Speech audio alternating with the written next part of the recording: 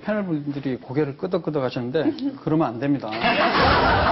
일단 우리나라가 그 비타민 부족 국가라고 그랬는데 실제 지금 그 비타민 그 영양 섭취 기준이라는 게 있습니다. 비타민 A, B1, B2, B3, 그다음에 뭐 B6, 그다음에 C 뭐 이런 것들 기준이 다 있어요. 나라마다 약간씩 차이는 있습니다. 근데 우리나라 같은 경우에 이제 그 1년에 한 번씩 국민건강영양조사라는 걸 합니다. 음식만으로 섭취했을 때 어느 정도 섭취하느냐. 그랬더니 비타민 중에서 부족한 것은 딱 B밖에 없었습니다. 비타민 C. 비타민 C나 나머지 A, B1, B2, B3는 다 130, 20%에서 130%더 먹고 있습니다. 자, 여기에서는 이거는 음식만을 기준으로 해서 산출한 겁니다. 그러니까 권장 기준량에 절대 못 미치지가 않는다는 거죠. 또 하나는 비타민 D. 음식으로는 일부 그 계란이라든가 그다음에 우유 이런 데가 좀 있고요. 근데 많지는 않습니다. 아까 말씀하신 대로. 그러나 햇빛에 노출이 되잖아요.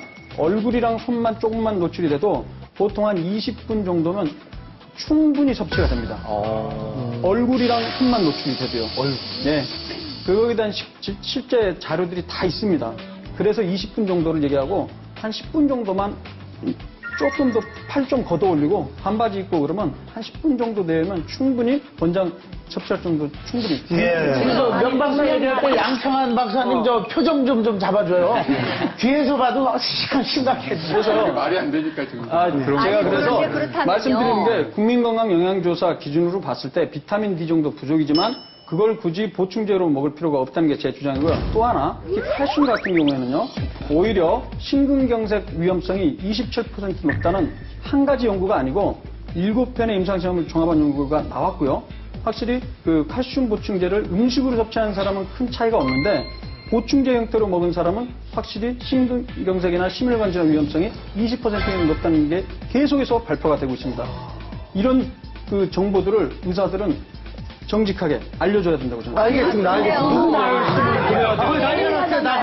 어떻게 하냐는 거예요? 예를 들어서 저 같은 경우는 칼슘제하고 비타민 D를 같이 복용함으로써 제가 골다공증이 있어요. 골 감소로 올라갔고, 그리고 솔직히 요새 여성분들이 이 태양을 잘 못 써요. 왜냐하면 자외선 차단제로 모든 걸 중무장하고 다니기 때문에 우리가 과연 이 밖에 나가서 얼마만큼 비타민 D를 갖다가 생성이 되느냐, 이거는 문제가 좀 있거든요. 그래서 저는 지금 최근에 그런 뭐 비타민 무용론이 나오는데 그 전에는 그러면 쭉 지금까지 해왔던 비타민 유효하다, 보충제로 필요하다 이러는 거는 그러면은 그 학설은 그러면은 다 아니라는 거죠. 그렇죠. 지금 우리가 명순 선생이 얘기한 건 뭐냐면요.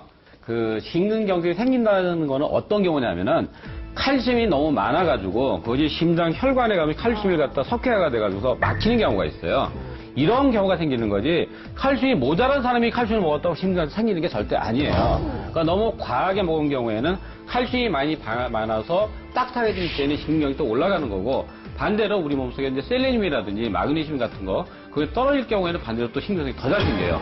그걸 꼭 보충을 해줘야 되고 또 저번에도 이제 명선 선생님이 뭘 얘기를 했냐면은 그 미국 그 암협회라든지 성인병협회에서 하루 5가지 다른 채소나 과일을 하루에 5번 먹으면은 성인병이나 암에 좋다고 그랬거든요.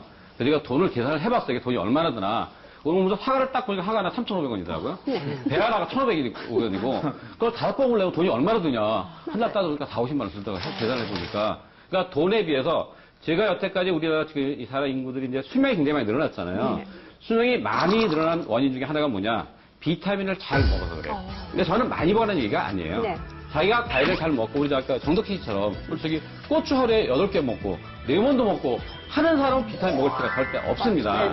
하지만 대부분의 사람들이 뭐라느냐? 인스턴트식품 많이 먹고 과일 많이 안 먹고 채소 안 먹으니까 흡수가 잘 될 수가 없는 거예요. 그다음에 B, C 같은 경우는요. 특히 담배 피는 사람, 술 먹는 사람 같은 경우에는 비타민 C가 많이 파괴되고 흡수가 잘 안 됩니다. 배송이 되기 때문에 담배 한 가지 필 때마다 20mg 비타민 C가 파괴되거든요.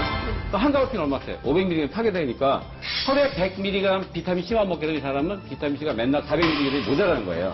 그럼 백혈구가 면역을 감당하는데 백혈구가 힘을 못 써요. 그래서 제가 12,000ml 먹잖아요. 담배를 피니까. 근데 너무 많이 먹지 말고 자기가 매일 과일 갖다 어느 정도 채소를 먹는 사람 정생이 같은 경우 제가 보기에는 별로 필요가 없고 그렇지 못한 분들은 따로 흡수하는 게 저는 드시는 게 정확합니다. 알겠습니다.